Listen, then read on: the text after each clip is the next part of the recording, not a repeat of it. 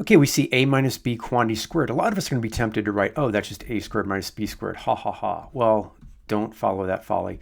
What we're going to do is actually FOIL it out. If you do a minus b times quantity a minus b, you'll get this final form, the a squared minus 2ab plus b squared. Let's see how this looks in a real life example, x minus 3 quantity squared.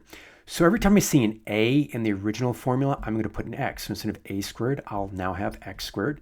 And then this minus 2 stays the same, minus 2. But then instead of a, I'm going to substitute my x. So it'll be x.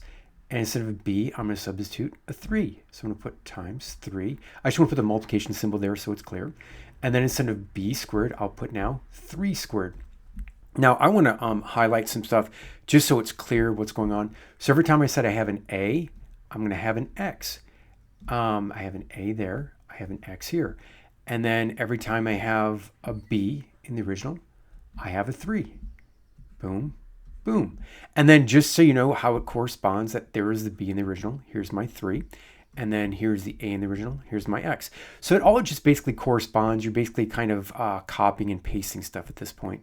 So let's clean up our answer. X squared is equal to x squared. Now, instead of saying minus 2x times 3, it could be minus 6x, because 2 times 3 is 6. And then instead of saying 3 squared, teacher probably wants you to write that as 9. Box your answer, and then you should be good to go, guys. Obviously, look, this is math. It can get more complicated, but pay attention to the fundamentals, and you should be good to go.